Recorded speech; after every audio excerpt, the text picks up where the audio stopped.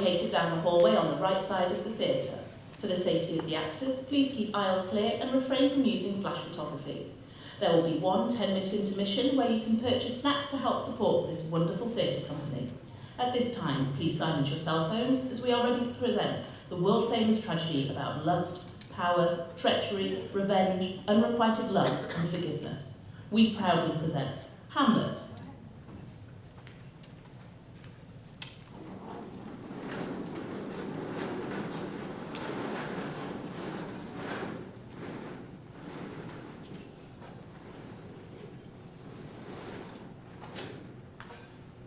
Oh, in youth, when I did love, me thought 'twas very sweet to contract the time over. Ah, hello. Welcome to my grave. Well, it's not my grave, as I do not lie in't. Still, it's mine. Well, I've been a grave maker here some 30 years, ever since young Hamlet was born. He that is mad and sent off to England. He will recover his wits there, or if he does not, 'tis no great matter there. 'Twill not be noticed there. There the men are as mad as he. How came he to be mad, you ask? Very strangely, they say.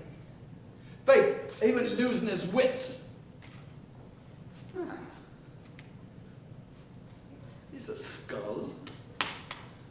Whose do you think it is?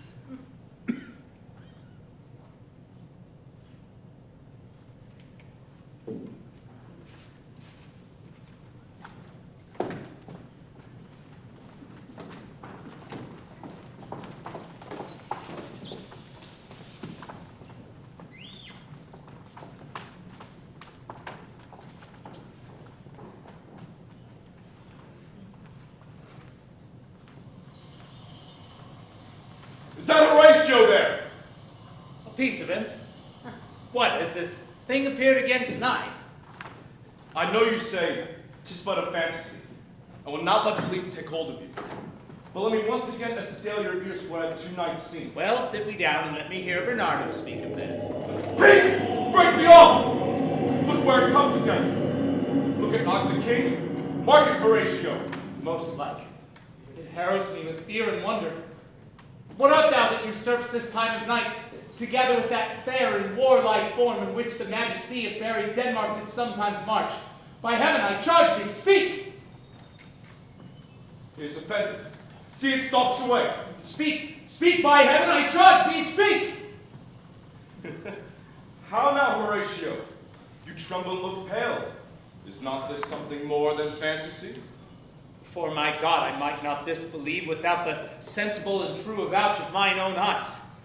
Break we our watch up, and by my advice let us impart what we have seen here tonight unto young Hamlet.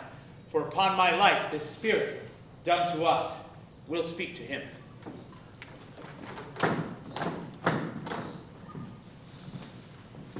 Though yet of Hamlet, our dear brother's death, the memory be green, and our whole kingdom is yet contracted in one brow of woe.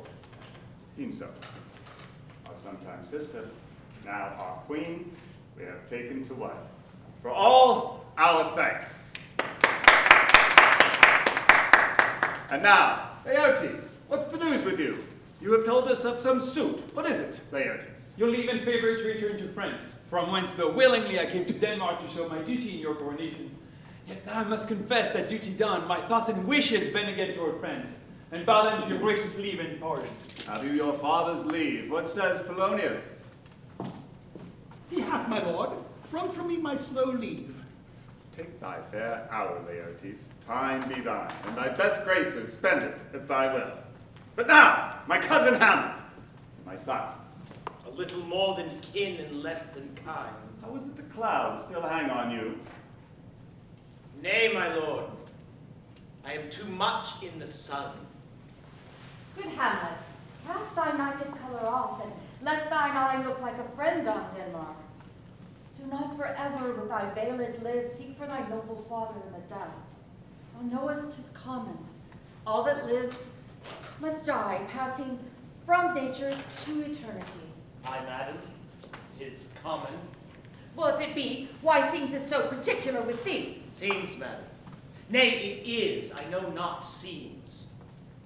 'Tis not alone my inky cloak, good mother, nor customary suits of solemn black, nor windy suspiration of forced breath, no, nor the fruitful river of the eye, nor the dejected havior of the visage, which can denote me truly. These indeed seem, madam, for they are actions that a man might play.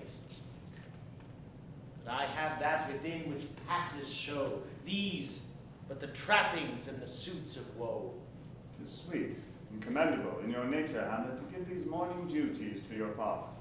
But you must know that your father lost a father, that father lost his. 'Tis unmanly grief, a fault to nature, pray. Throw to earth this unprevailing woe, and think of us as of a father. As for your intent in going back to school in Wittenberg, it is most retrograde to our desire. And we beseech you, bend you to remain here, in the cheer and comfort of our eye, our chiefest courtier, our cousin, and our son. I pray thee stay with us. Go not to Wittenberg. I shall in all my best obey you, madam. Why, 'tis a loving and fair reply. Be as ourself in Denmark. Madam, come. The smiling and gentle accord of Hamlet sits smiling in my heart. Come now, away.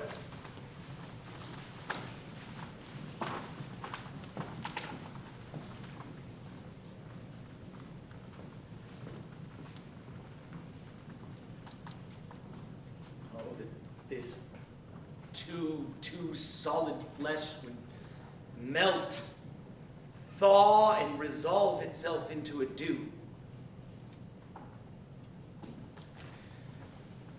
Oh, that the everlasting had not fixed his cannon against self-slaughter. Oh, God. A weary, stale, flat, and unprofitable seem to me all the uses of this world.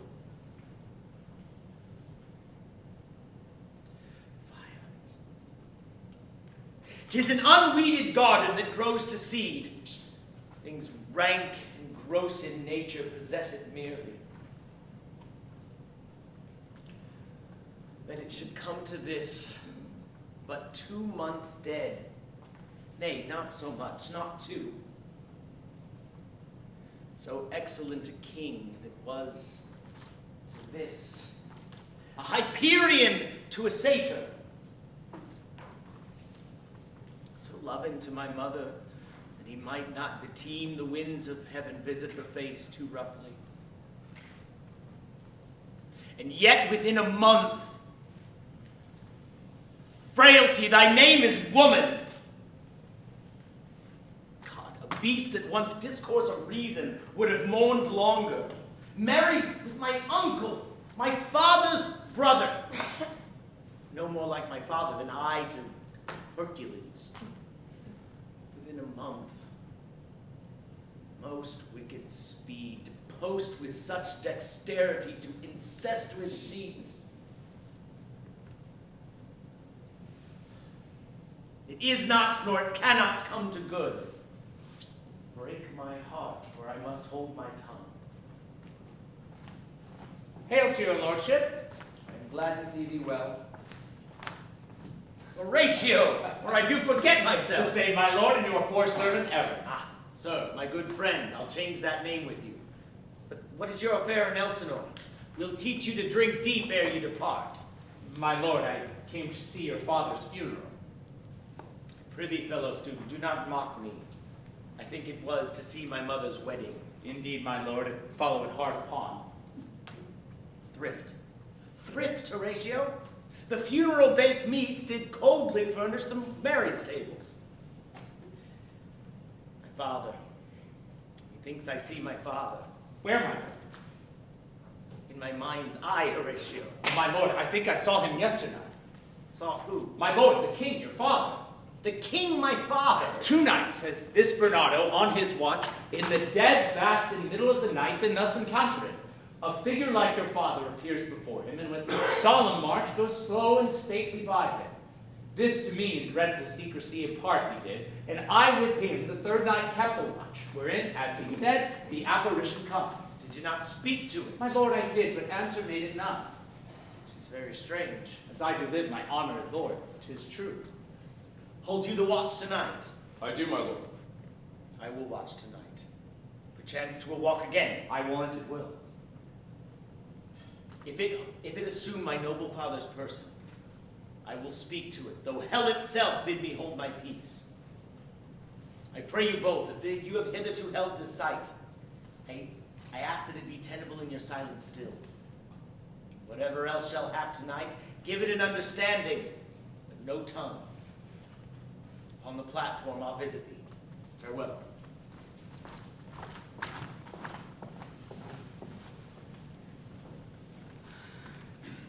My necessaries are embarked. Farewell. And sister, as the winds give benefit and convoy is assistant, do not sleep, but let me hear from you. Do you doubt that? For Hamlet and the trifling of his favor, hold it a fashion, not permanent. Sweet, not lasting. No more. No more but so. Perhaps he loves you now, but you must fear his greatness sway. His will is not his own, for he himself is subject to his birth. Fear it, Ophelia. Fear it, my dear sister, and keep you in the rear of your affection, out of the shot and danger of desire. Be wary then. Best safety lies in fear. Youth to itself rebels, though none else near. I shall the effect of this good lesson keep, as watchman to my heart. But good my brother, do not, as some gracious pastors do, show me the steep and thorny way to heaven, whilst he the primrose path of dalliance treads, and disregards his own advice. Fear not me. Yet here Laertes, aboard for shame, the wind sets in the shoulder of your sail, and you are stayed for. There, my blessing with thee, and these few precepts in thy memory. See thou character, give thy thought no tongue, nor any unproportioned thought his act. Be thou familiar, but by no means vulgar. Those friends thou hast, and their adoption tried, grapple them to thy soul with hoops of steel. Give every man thy ear, but few thy voice. Take each man's censure, but reserve thy judgment. Costly thy habit, as thy purse can buy, but not expressed in fancy, rich, not gaudy, for the apparel oft proclaims the man. Neither a borrower nor lender be, for loan oft loses both itself and friend, and borrowing dulls the edge of husbandry. This, above all, to thine own self be true, and it must follow as the night, the day. Thou canst then not be false to any man. Farewell. My blessing season, this in thee. Farewell, Ophelia, and remember well what I have said to you. 'Tis in my memory locked, and you yourself shall keep the key of it. What is it, Ophelia, he has said to you? So please you, something touching the Lord Hamlet?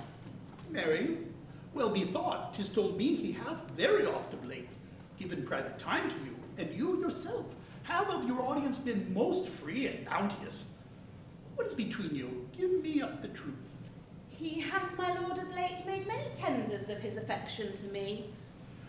Do you believe his tenders, as you call them? I do not know, my lord, what I should think. Mary, I will teach you.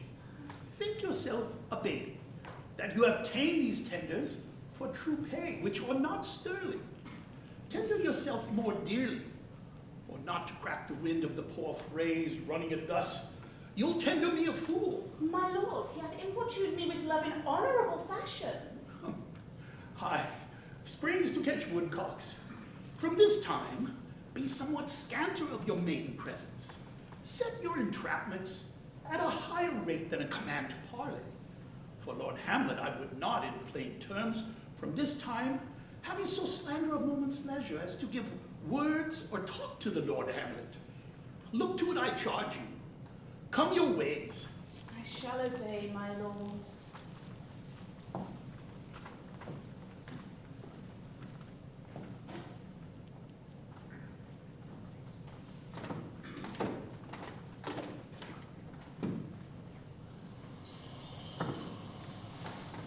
Here bites shrewdly. It is very cold. It is a nipping and an eager air. What hour now? I think it lacks of 12.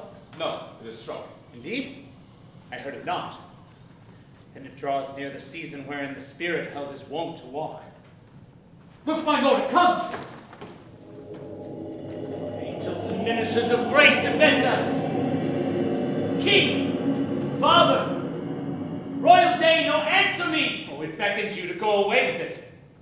Will not speak. Then I will follow it. Oh, do not, my lord!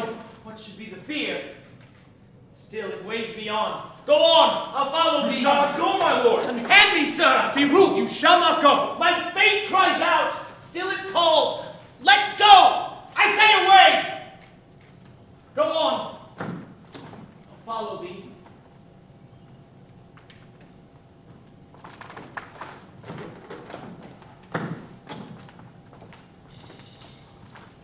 He waxes desperate with imagination.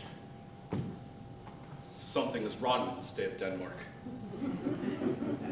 Heaven will direct it. Nay, let's follow it.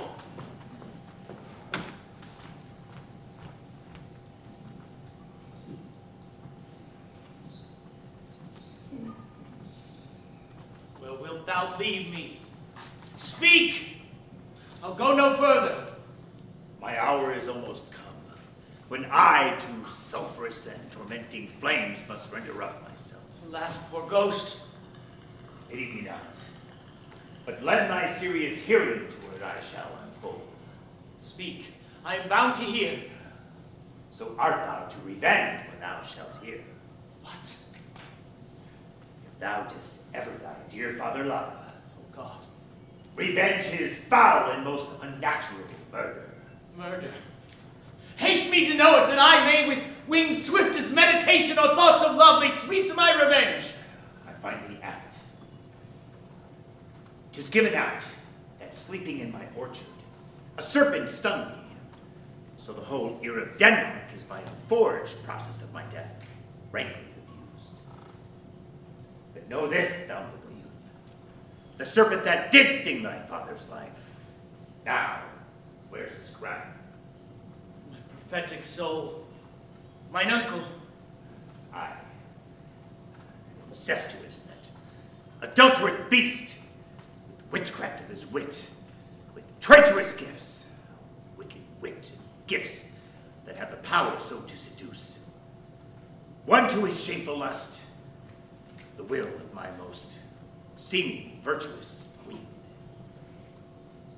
But soft, methinks I scent the morning air. Brief let me be.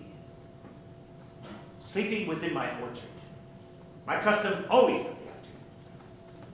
Upon my secure hour thy uncle stole with juice of cushion, heaven in a vial, and in the porches of my ears did pour the leprous distillment, whose effects hold such an enmity on blood of men, and swift as quicksilver it courses through the natural gates and alleys of the body. With a sudden vigor doth beset and curd, like eager droppings into milk that thin and wholesome blood. So did it mine.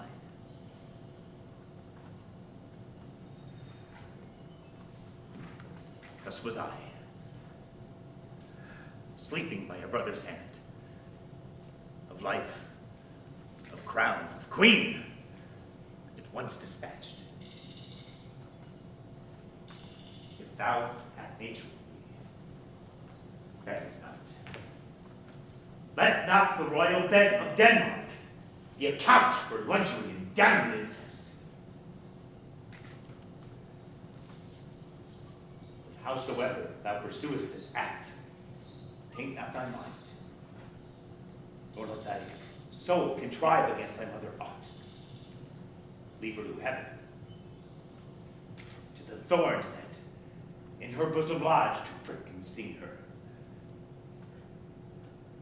Fare thee well at once. Adieu, adieu, Hamlet. Remember me.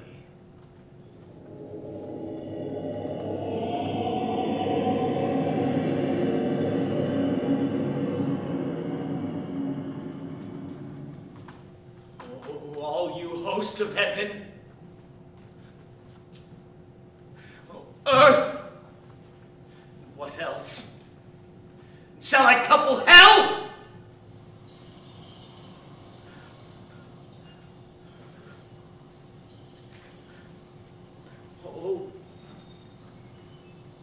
Oh, my heart. Oh, most pernicious woman! Villain. Villain, smiling, damned villain! So, uncle, there you are. Now to my word. It is adieu. Adieu. Remember me. I've sworn. So be it.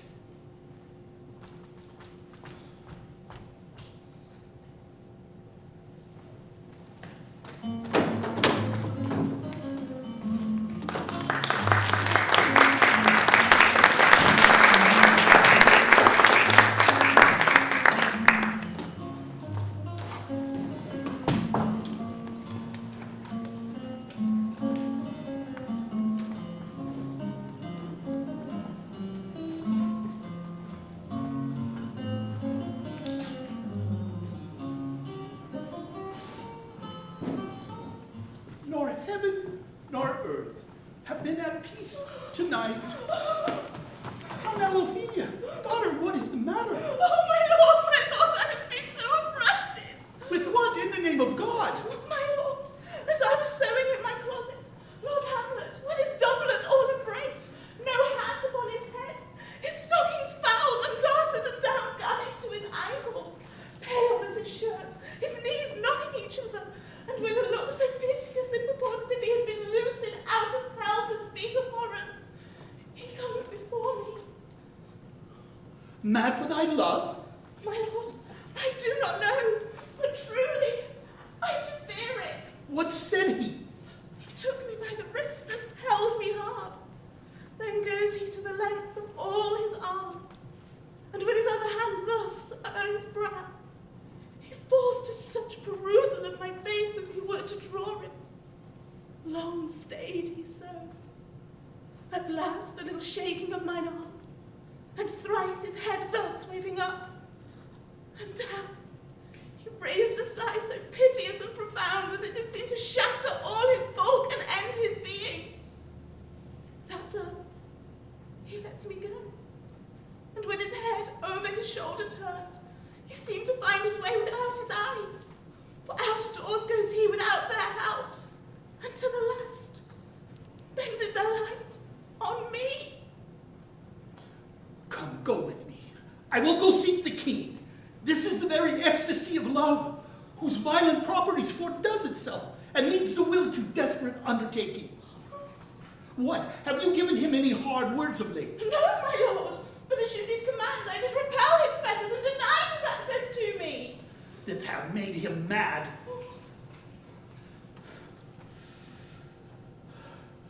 I did believe without better heed and judgment. I meant to. He meant to wreck thee. Oh.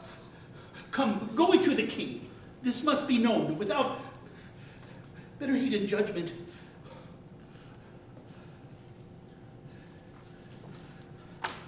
Just go to the king.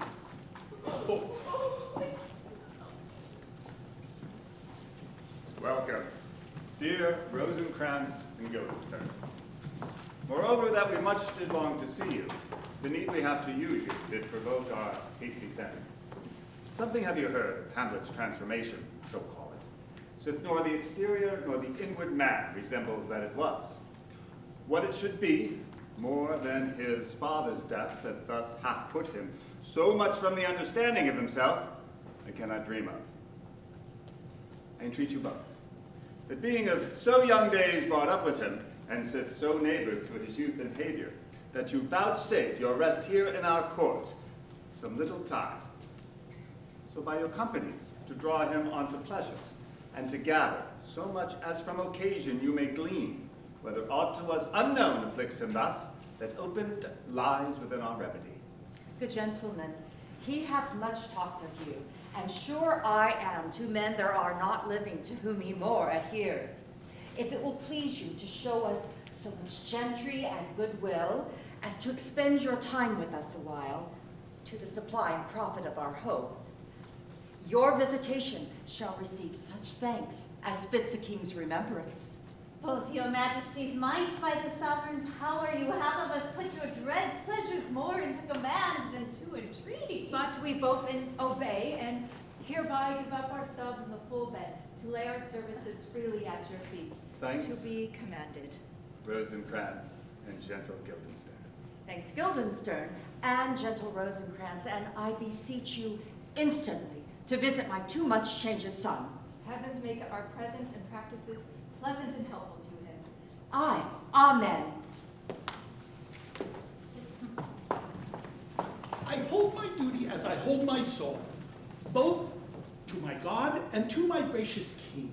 And I do believe, or else this brain of mine hunts not the trail of policy so sure as it hath used to do, that I have found the very cause of Hamlet's lunacy. I doubt it is no other but the main, his father's death and our o'er-hasty marriage. My liege and madam, to expostulate, what duty should be what master is, why day is day, night, night, and time is time. We're nothing but to waste night, day, and time. Therefore, brevity is the soul of wit, and tediousness, the limbs and outward flourishes. I will be brief. Your noble son is mad. Mad call I it, for to define nothing else but mad, what is else it to be? But let that go. More matter with less art. Madam, I swear I use no art at all. That your noble son is mad, mad call I it.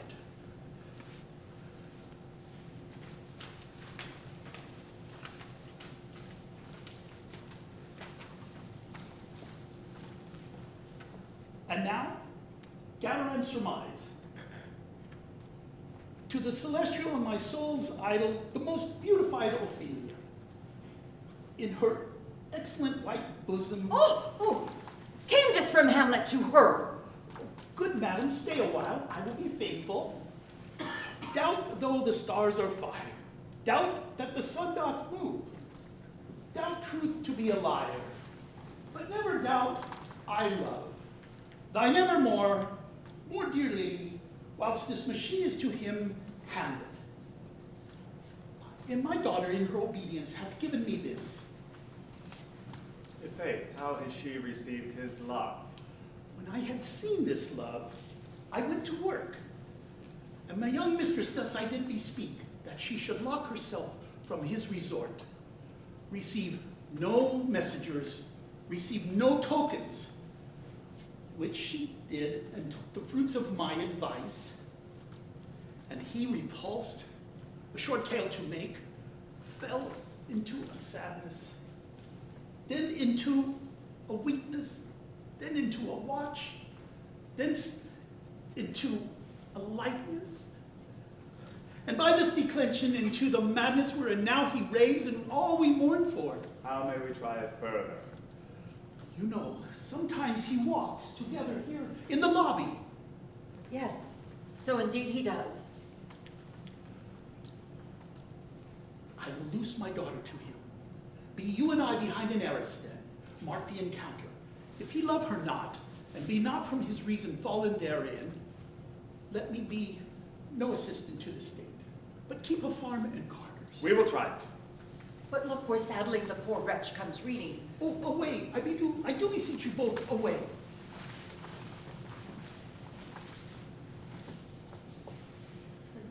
How does my good lord Hamlet? Well, God of mercy. Do you know me, my lord? Excellent well. You are a fishmonger. Not I, my lord. Then I would you were so honest a man. Honest, my lord? Aye. For to be honest, as this world goes, is to be one man picked out of 10,000. That is very true, my lord. For if the sun breed maggots in a dead dog, being a good kissing carrion. Have you a daughter? I have, my lord. Let her not walk too much in the sun. Well, conception is a blessing, but as your daughter may conceive, friend, look to it. How say he by that? Still harping on my daughter, and yet he knew me not. He said I was a fishmonger. He is far gone, far gone. And truly, in my youth, I did suffer much extremity for love. How very near this, I will speak to him again. What do you read, my lord? Words. Words. Words. What is the matter, my lord? Between who? I mean the matter that you read, my lord. Slander, sir! For the satirical rogue says here that old men have gray beards, and that their faces are wrinkled, and that they have a plentiful lack of wit, together with most weak hands. All the which I most potently and powerfully believe, though I hold it not honesty to have it thus set down. For yourself, sir, should be as old as I am, if like a crab you could go backward. Though this be madness, there is method in it. Will you walk out of the air, my lord? Into my grave! Indeed, that is out of the air. How pregnant sometimes his replies are. A happiness that often madness hits on, which reason and sanity cannot so contrive to be known of. I would take my leave of him, and suddenly contrive the meeting between him and my daughter. My honorable lord, I will most humbly take my leave of you. You cannot take from me, sir, anything I would not more willingly give withal. Except my life. Except my life. Except my life. Fare you well, my lord. Tedious old fools. I'm going to see the Lord Hamlet. There it is. God save you, sir. My honored lord. My most dear lord. My excellent good friends. How dost thou, Guildenstern? Rosencrantz, what's all the news? None, my lord, but that the world's grown honest. Why then is doomsday near? But your news is not true. Pray, let me question more in particular. What have you, my good friends, deserved at fortune's fate than to be sent to prison hither? Prison, my lord. Denmark's a prison.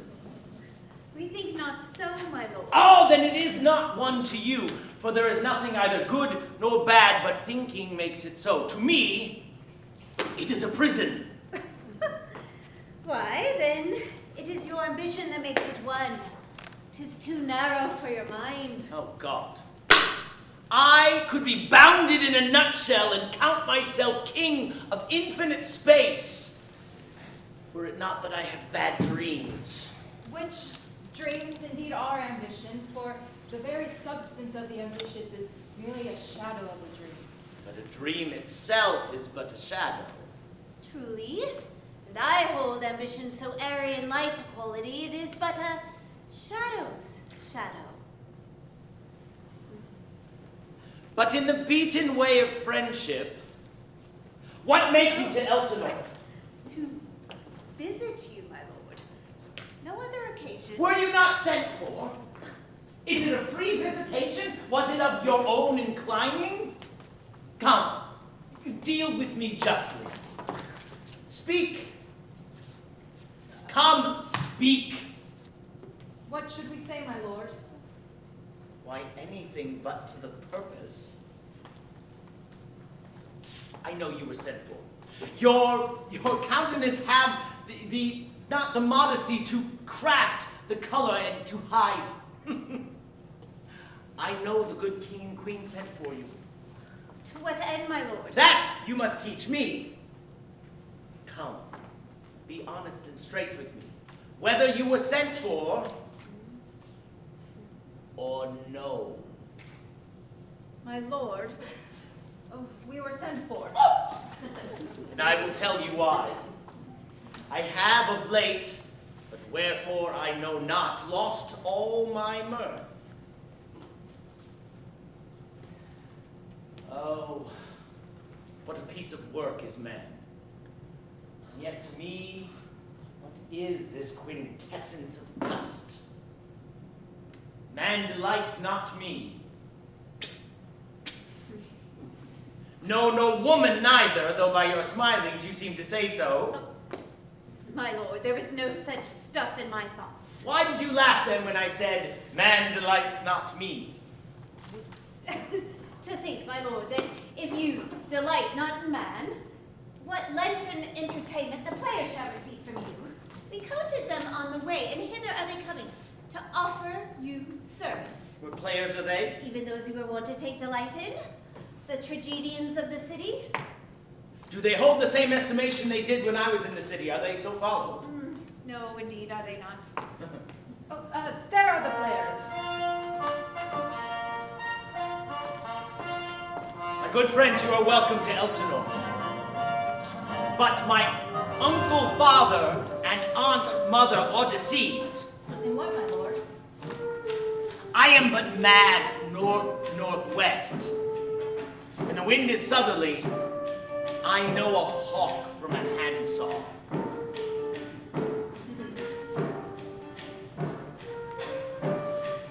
Tell me with you, gentlemen. Look, you Guildenstern, and you too, and each ear a hearer, that great baby you see before you is not yet out of his swaddling clouts. Happily, he's the second time come to them. For they say an old man is twice a child. I prophesy he comes to tell me of the players. Mark it! My lord, I have news to tell you. My lord, I have news to tell you! When Roscius was an actor in The Rome... elders are come hither, my lord. Buzz, buzz. Oh, you are welcome to Elsinore! Welcome, one and all. Welcome, friend, one and all. My excellent friend, thy face is balanced since I saw thee last. Come now to beard me in Denmark. My lady and mistress.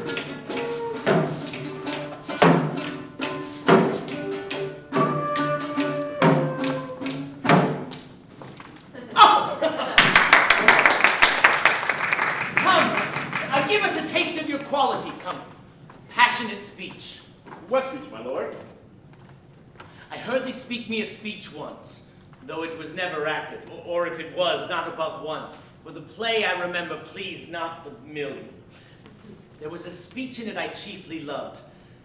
'Twas Aeneas' tale to Dido, and thereabout of it especially where he speaks of Priam's slaughter.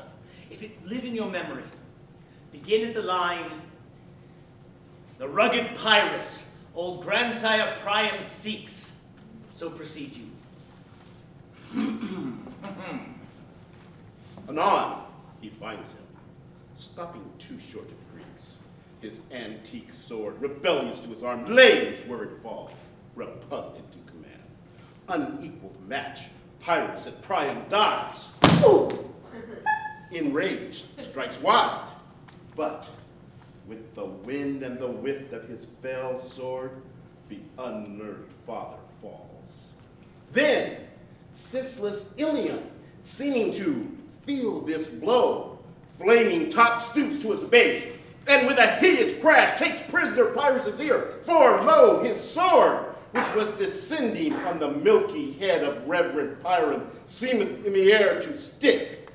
So, as a painted tyrant, Pyrrhus stood, and, neutral to his will and matter, did nothing. This is too long.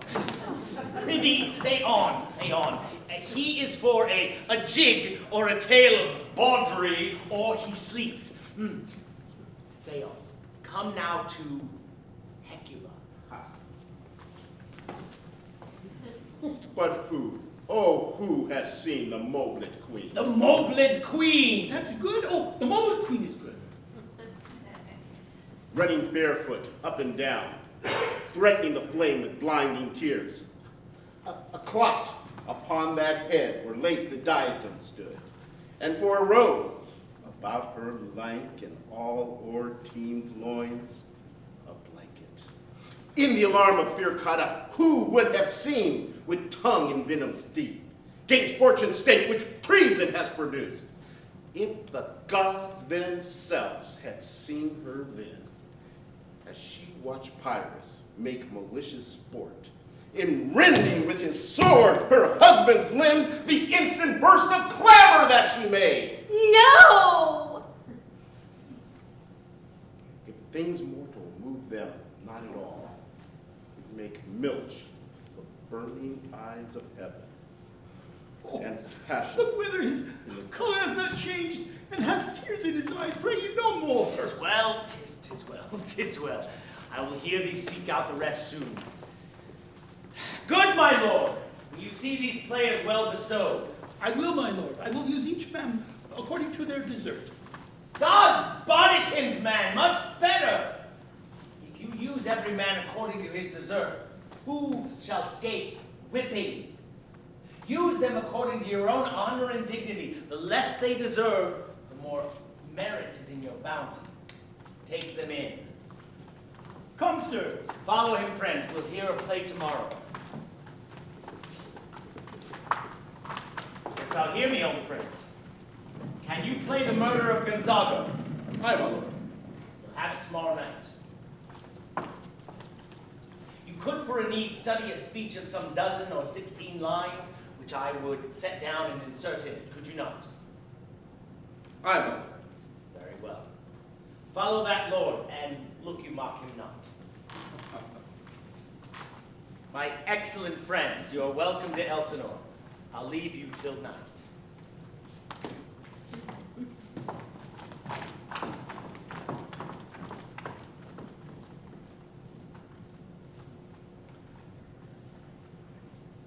What a rogue and peasant slave am I.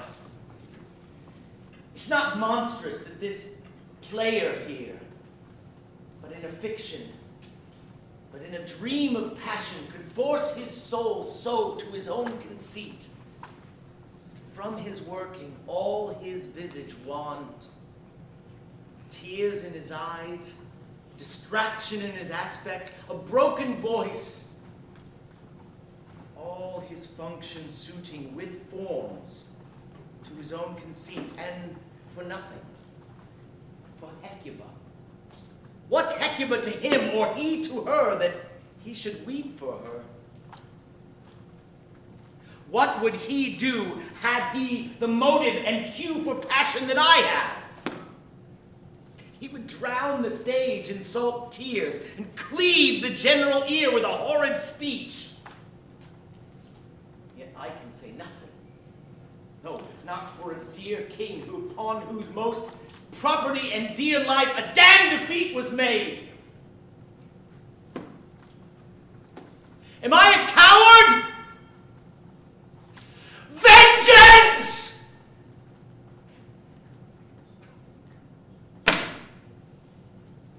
What an ass am I. 'Tis most brave. That I, the son of a dear father murdered, prompted to his revenge by both heaven and hell, must like a whore unpack his heart with words and fall a-cursing like a very drab. Eye on it. About my brain.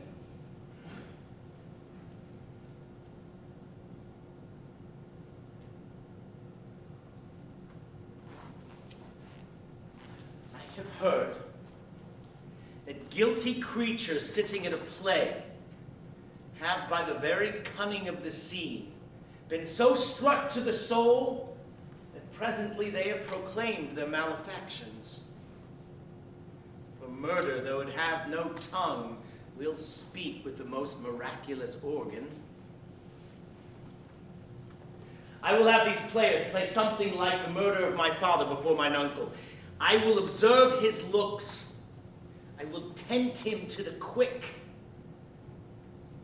If he but blench, I know my course. Plays the thing wherein I'll catch the conscience of the king.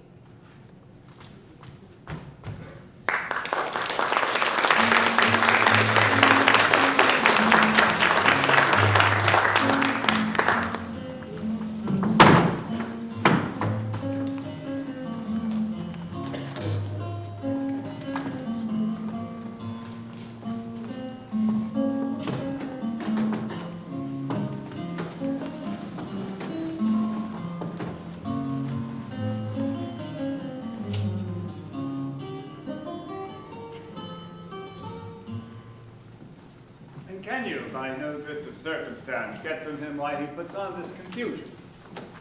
He does confess he feels himself distracted, but from what cause he will by no means speak. Nor did we find him forward to be sounded, but with the crafty madness keeps aloof when we bring him on to some confession of his true state. Did he receive you well? Most like a gentleman, but with much forcing of his disposition. Did you essay him to any pastime? Madam, it so fell out that certain players we were out on the way. Of these we told him, and there did seem in him a kind of joy to hear of it. They are about the court, and as I think, they have already this night ordered to play before him. 'Tis most true. He beseeched me to entreat your majesties to hear and see the matter. With all my heart, and it doth content me to hear him so inclined. The gentleman, give him a further edge and drive his purposes onto these delights. We shall, my lord. Sweet Gertrude, leave us two. For we have closely sent for Hamlet hither, that he is toward by accident may hear affront Ophelia. For father and myself will so bestow ourselves that seeing unseen we may of their encounter frankly judge, and gather by him as he is behaved, if it be the affliction of his love or no that thus he suffers for.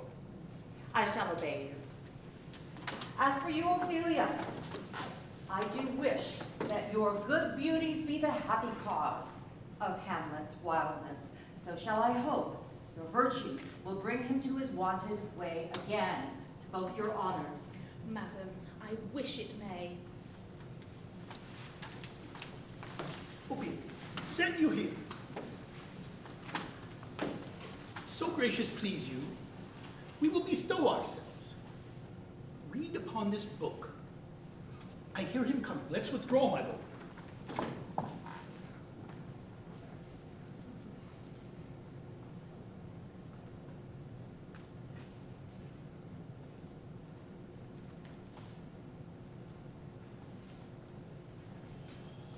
To be or not to be, that is the question. Whether 'tis nobler in the mind to suffer the slings and arrows of outrageous fortune, or to take arms against a sea of troubles, and by opposing end them, to die, to sleep. Sleep, perchance to dream. There's the rub. For in that sleep of death, what dreams may come when we have shuffled off this mortal coil, must give us pause. There's the respect that makes calamity of so long life. Thus does conscience make cowards of us all.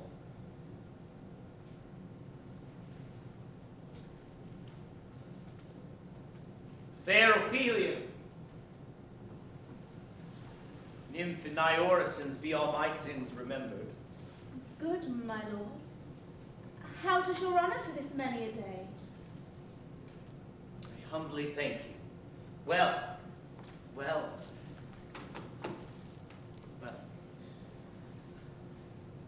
My lord, I have remembrances of yours that I have longed to redeliver. I pray thee, now receive them. Nay, not I. I never gave you aught.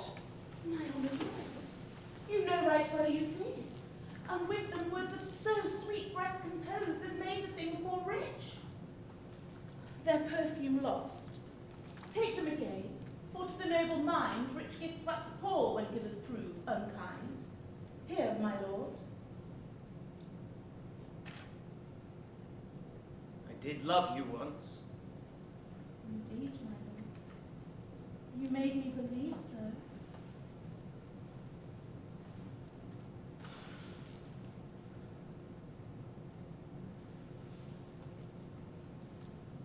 You should not have believed me. I loved you not. I was the more deceived.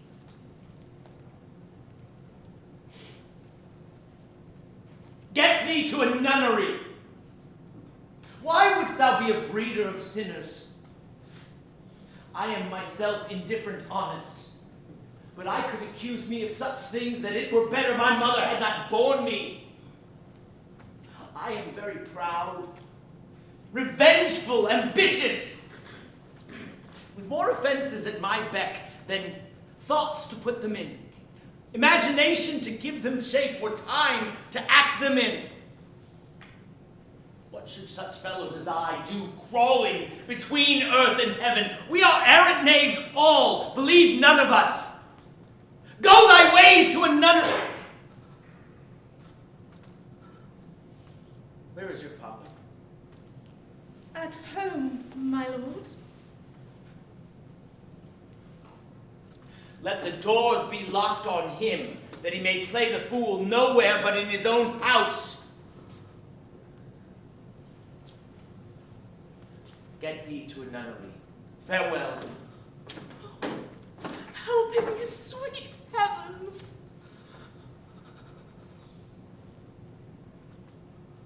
If thou dost marry, I'll give thee this plague for thy dowry. Be thou as chaste as ice, as pure as snow. Thou shalt not escape calumny.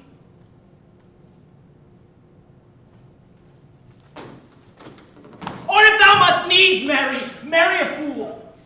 For wise men know well enough what monsters you make of them. To a nunnery go, and quickly. Farewell. Oh, heavenly powers, restore him. I've heard of your paintings well enough, too. God gives you one face, and you make yourselves another. You jig, you amble, you lisp. And you make your wantonness your ignorance. Go to. I'll no more on it. It hath made me mad. I say we shall have no more marriages. Those that are married already, all but one, shall live. The rest shall keep as they are. To a nunnery. Go. What a noble mind is here overthrown, and I, ladies most deject and wretched, that suck the honey of his music vows. Now see that noble and most sovereign reason, like sweet bells jangled out of tune and harsh, that unmatched form and feature of blown youth, blasted with ecstasy. Oh, woe is me, to have seen what I have seen. See what I see. Love, his affections do not that way tend. Nor what he spake, though lacked form a little, 'twas not like madness. There's something in his soul for which his melancholy sits unbrewed, and I do doubt the hatch of the discourse there may be some danger. Which for to prevent, I have in quick determination thus set it down, he shall to speed with England for the demand of our neglected tribute. Haply the seas and countries different, the variable object shall expel the something settled matter in his heart. It shall do well. But yet I do believe the origin and commencement of his grief sprung from neglected love. How now, Ophelia? You need not tell us what Lord Hamlet said. We heard it all. My lord, do as you please. But if you find it fit, after the play, let his queen mother, all alone, entreat him to show his grief. Let her be round with him. I will be placed, so please you, in the ear of all their conference. If she find him not, to England send him, or confine him where your wisdom best shall be. It shall be so. Madness in great ones must not unwatched go.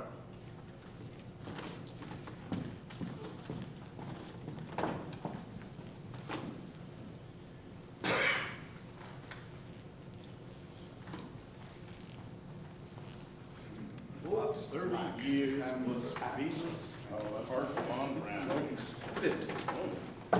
Full 30 years was Phoebus' heart go round.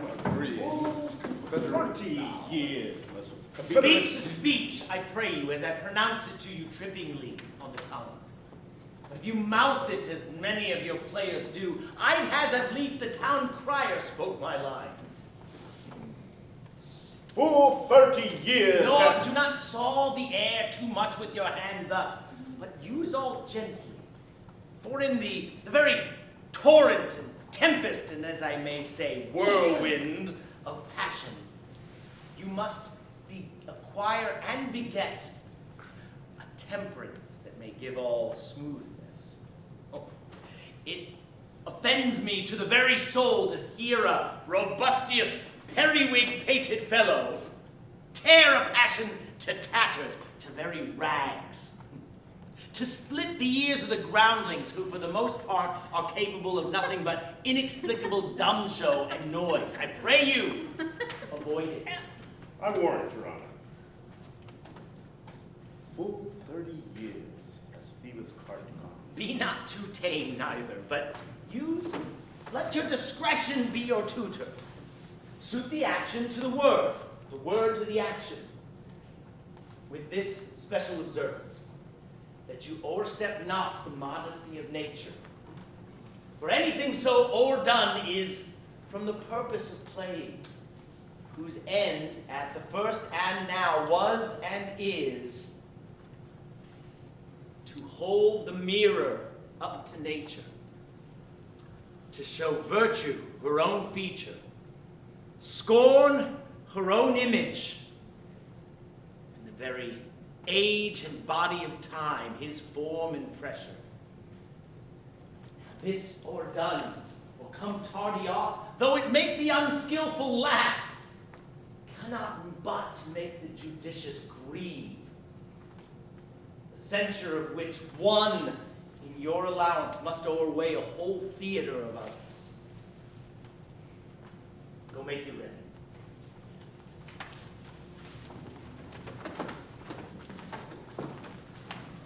Oh, Horatio, Here, sweet lord, at your service. there is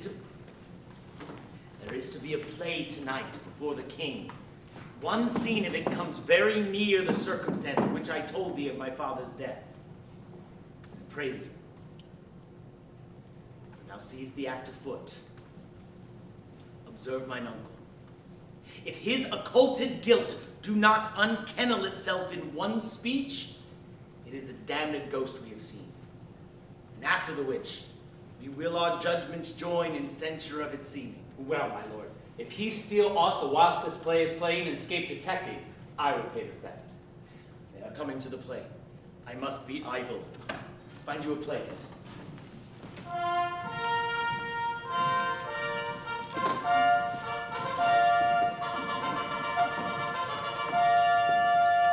How fares our cousin Hamlet? Excellent, well, if faith. Of the chameleon's dish, I eat the air, promise crammed. You cannot feed capon so. I have nothing with this answer, Hamlet. These words are not mine. No, mine now. My good lord, you say you performed at the university once. That I did, my lord, and was accounted a good actor. What did you enact? I did enact Julius Caesar. and was killed in the capital. Brutus killed me. 'Twas a brute heart of him to kill, so capital a cat there. Be the players ready. Aye, my lord. They stay upon your patience.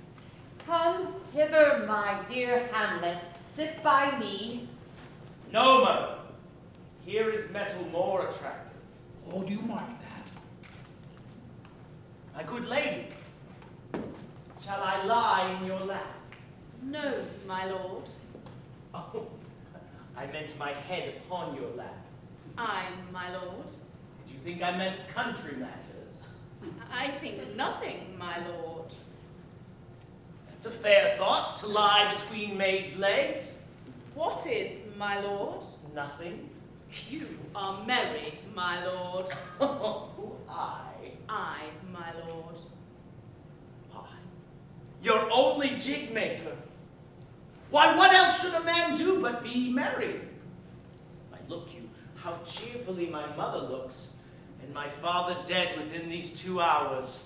Nay, 'tis twice 2 months, my lord. Nay, so long. Why, then let the devil wear black, so I'll have a suit of sables. Dead 2 months and not yet forgotten. What? There is hope that a great man's memory may outlast his life half a year.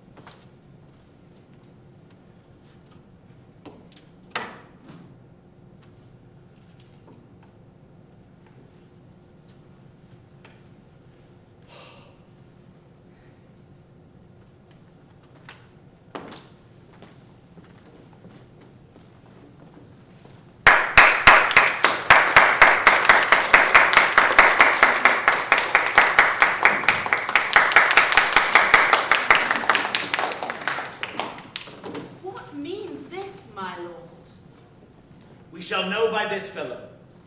The players cannot keep counsel. They'll tell all. Will he tell us what this show meant? I, or any show that you'll show him, be not you ashamed to show, he'll be not ashamed to tell you what it means. You are naught. You are naught. I'll mark the play. For us, and for our tragedy, here stooping to your clemency, we beg your hearing patiently. Is this a prologue or the posy of a ring? 'Tis brief, my lord. As woman's love. Full 30 years has Phoebus cart gone round, Neptune's salt wash and Hellas o'er brown, and 30 dozen moons of borrowed sheen have this world times 1230 seen.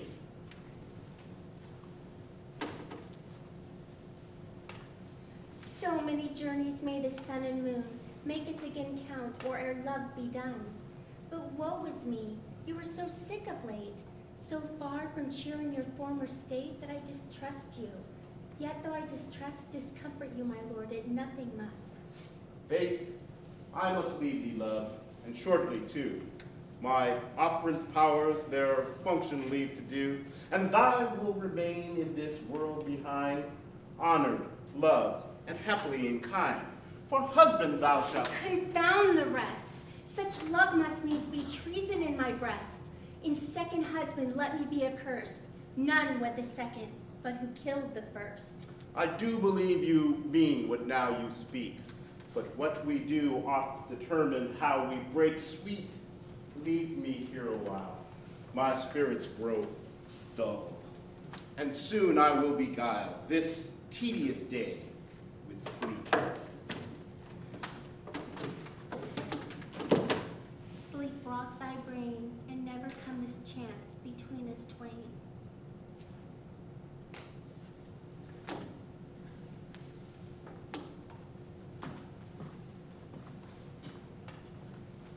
Lady, how dost thou like this play? The lady protests too much, methinks. Oh, but she'll keep her word. Have you heard the argument? Is there no offense in it? No, no offense. They do but jest. Poison in jest. No offense in the world. What do you call the play? The Mousetrap. 'Tis the very image of a murder done in Vienna. The Duke's name is Gonzago. The wife, Baptista. You shall see anon. 'Tis a knavish piece of work, but what of that? Your Majesty and we who have free souls, it touches us not. Let the gall and jade wince. All withers are unwrung. This one's Lucianus, nephew to the king. You are as good as a chorus, my lord. Come, begin, murderer. Leave thy damnable faces and begin. Come! The croaking raven doth bellow for revenge. Thoughts black, hands out, drugs fit, and time agreeing. Confederate season, lest all creatures seen. Mixture rank of midnight weeds collected. Hakkadi's ban, thrice blasted, thrice infected. Natural magic of dire property, unwholesome life, usurp immediately. He poisons him in the garden for his estate. You shall see anon how he wins the love of Gonzago's wife. The king rises. What, frightened with false fire? How fares my lord? Oh, give o'er the play! Give me some light!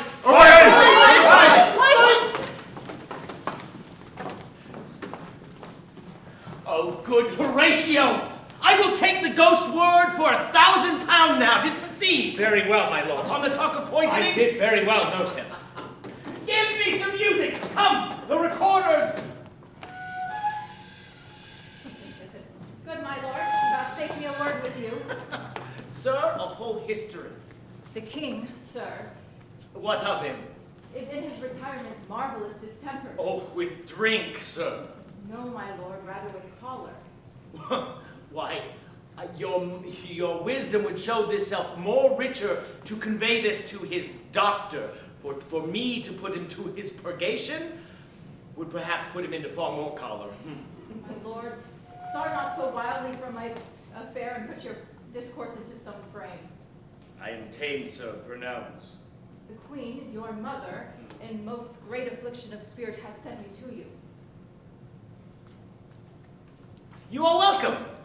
Nay, good my lord, this courtesy is not of the right breed. If it shall please you to make me a wholesome answer, I will follow your mother's command. If not, your pardon and my return shall be the end of my business. I cannot, sir. What, my lord? Make you a wholesome answer. My wit's diseased. But such answer as I can make you is yours to command. Or rather, my mother, as you say. Oh, no more of that, but back to the matter. My mother, you say. Then thus, she says, your behavior hath struck her to amazement and admiration. Oh, wonderful son that can so amaze a mother. But is there no sequel at the heels of this mother's admiration? Impart. She desires to speak with you in her closet ere you go to bed. I will obey her were she 10 times my mother. Have you any further trade with us? Good my lord. What is the cause of your distemper? You do surely bar the door upon your own liberties if you deny your griefs to your friends.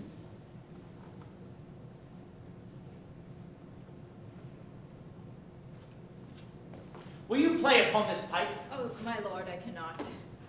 I pray. Oh, believe me, I cannot. I beseech you. Oh, I know no touch of it, my lord. 'Tis as easy as lying. Look you here. Govern the ventages with your finger and thumb thus. Give it breath with your mouth, and it will discourse the most eloquent music. Come, here are the stops. Oh, but these cannot command any utterance of harmony. I have not the skill. Why, what an unworthy thing you make of me. You would play upon me. You would seem to know my stops. You would pluck out the heart of my mystery. You would sound me from my lowest note to the top of my compass. Yet this organ, which has the most excellent music, you cannot make it speak. Blood! Do you think I am easier to be played upon than a pipe? Call me what instrument you will, though you can fret me, you cannot play upon me. God save you, sir. My lord, the queen would speak with you, and presently. Dost thou see yonder cloud that looks almost in the shape of a camel? By the mass, 'tis like a camel. Methinks it looks like a weasel. It's backed like a weasel. Or a whale. Oh, very like a whale, sir. And I will come to my mother by and by. I will say so. By and by is easily said. Leave me, friends.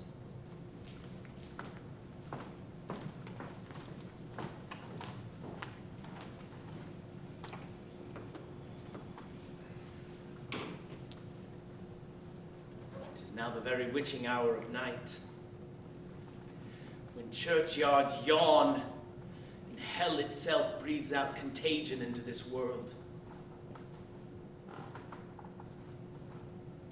Now might I drink hot blood and do such bitter business as the day would quake to look on. Soft. Now to my mother.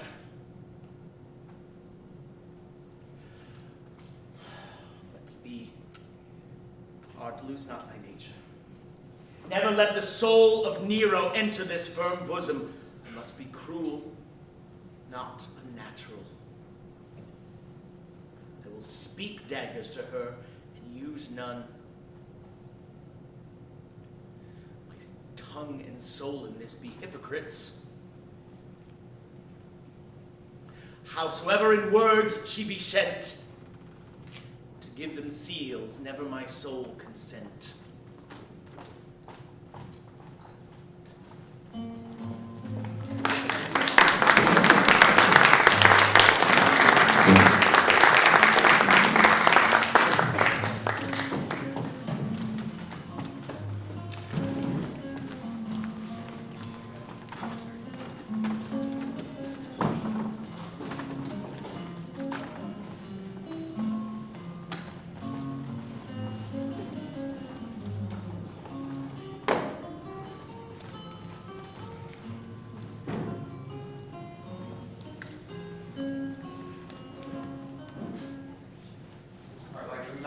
Nor stands it safe with us to let his madness reign.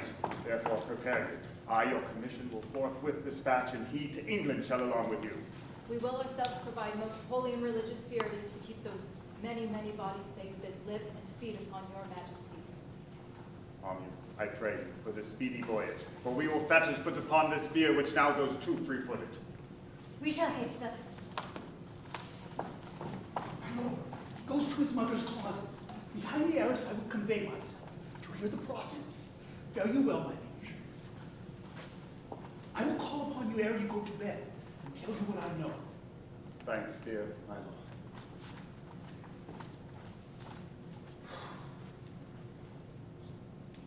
Oh, my offense is rank. It smells to heaven. It hath the primal eldest curse upon it. A brother's murder. Pray, can I not? Though inclination be as sharp as will, my stronger guilt defeats my strong intent. My fault is past, but oh, what form of prayer can serve my turn? Forgive me my foul murder? That cannot be, for I am still possessed of the effects for which I did the murder. My crown, my known ambition, and my queen. May one be pardoned and retain the offense? Oh, bosom, black as death. Oh, livid soul that's struggling to be free. Oh, wretched state. Help, angels. Thou, stubborn knees. And heart with strings of steel, be soft now as sinews of the newborn babe. All may be well.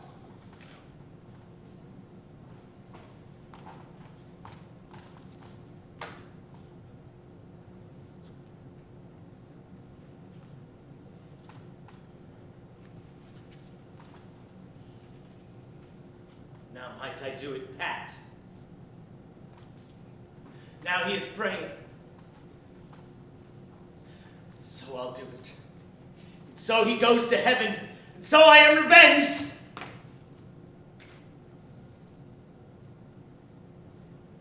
That would be scanned.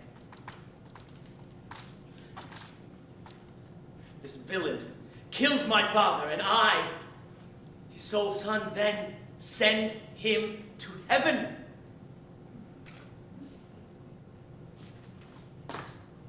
No, this is hire and salary, not revenge. He took my father, full of bread, grossly, with all his crimes broad blown as flush as May. And how his audit stands now, who knows save heaven? But in our course of thought, 'tis heavy with him. And am I then revenged to take him at the purging of his soul, when he is fit and seasoned for passage?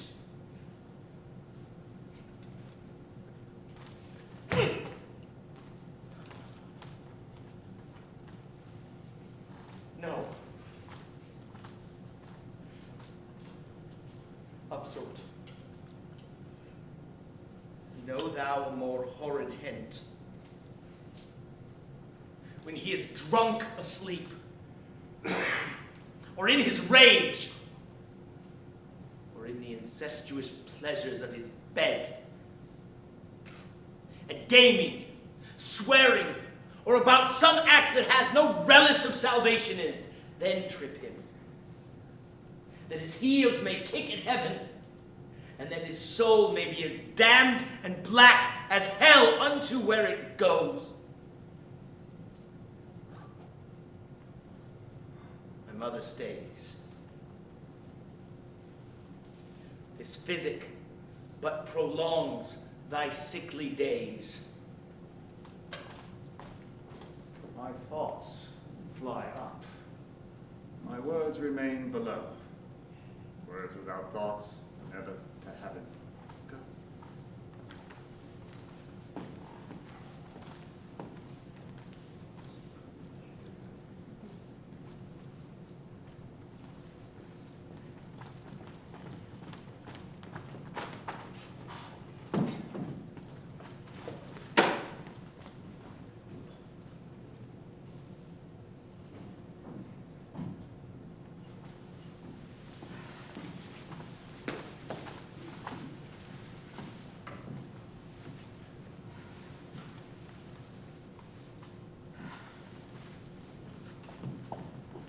will come straight. I will scold me even here. Pray you, be round with him.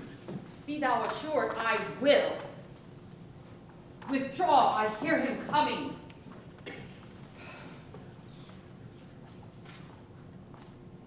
Now, mother, what's the matter? Hamlet, thou hast thy father much offended. Mother, thou hast my father much offended. Come, come, you answer with an idle tongue. Go, go, you question with a wicked tongue. Why, how now, Hamlet? What's the matter now? Have you forgot me? Nay, by the rood, not so. You are the queen, thy husband's brother's wife. And, were it not so, you are my mother. Nay then, I'll set those to you who can speak. Nay, nays, come, sit down, sit you down. You shall not budge. You go not, till I can set thee up a glass where you can see the inmost part of you. What wilt thou do? Thou wilt not murder me. Help! Help! Help! Help! Help! How now, a rat? Dead. For a ducat, dead! Ah! Oh, I am slain! Oh me, what hast thou done? Nay, I know not. Is it the king? What a rash and bloody deed is this! Bloody deed. Almost as bad, good mother, as kill a king and marry his brother. As kill a king! Aye, lady, 'twas my word.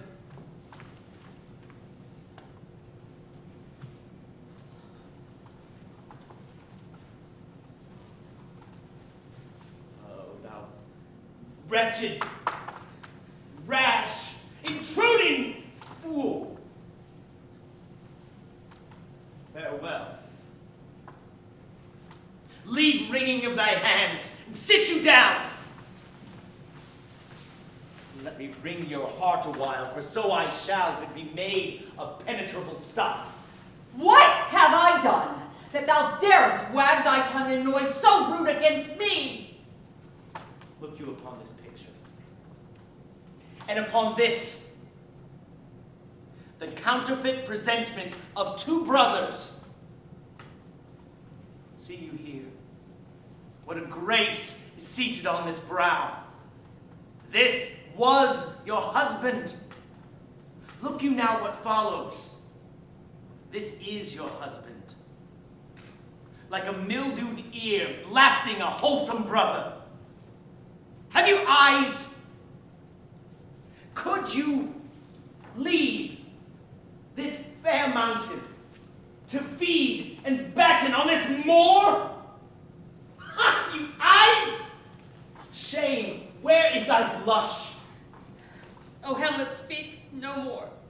Thou turnest mine eyes into my very soul, and there I see such black and braided spots as will not leave their tent. Nay, but to live in an enseamed bed, stewed in corruption, honeying and making love over the nasty sty. Hamlet, no more. These words like daggers enter in my ears. No more, sweet Hamlet. A murderer and a villain. A slave that is not the 20th part of the tithe of your precedent lord. A vice of kings. A cut-purse of the empire and rule, who from the shelf the precious diadem stole and put in his pocket. No more. Hover over me with your wings, you heavenly gods. What would your grace's figure? Alas, he's mad. Do not forget, this visitation is but to whet thy almost blunted purpose. But look, amazement on thy mother sits. Oh, step between her and her fighting soul. Conceit in weakest bodies, strongest works. Speak to her, Hamlet.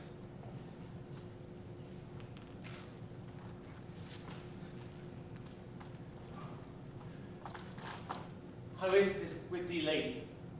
Alas, how is it with thee that you do bend your eye on vacancy and with thee a corporal temporal air do hold this course. I see nothing there. No, nothing at all, yet all that is I see. Or just how nothing here. No, nothing but ourselves. How it steals away. My father, in his habit as he once lived.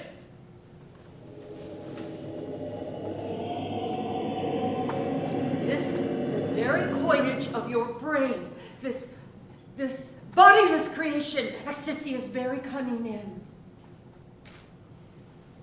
My pulse, like yours, doth temperately keep time, and makes as healthful music. This is not madness I have uttered. Mother, for love of grace, lay not that mattering unction to your soul, that not your offense, but my madness speaks. Repent what's past. Avoid what's to come.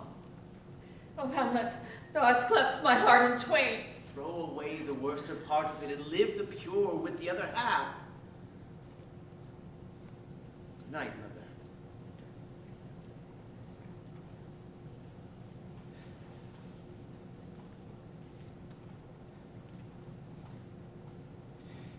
When thou art desirous to be blessed, I will blessing beg of thee. I will this same Lord bestow, and answer well for the death I gave him. So again, good night. I must be cruel only to be kind. Thus bad begins and worse remains behind. One word more, good lady.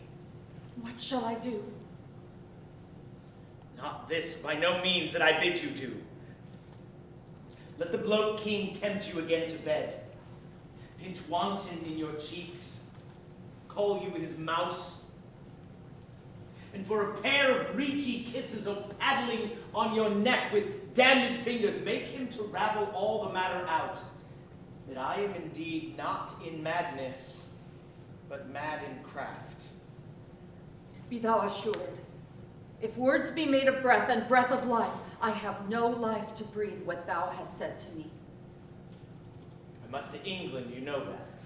Alack, I had forgot, 'tis so concluded on. There's letters writ, and my two schoolfellows, who I will trust as adders fanged, they bear the mandate.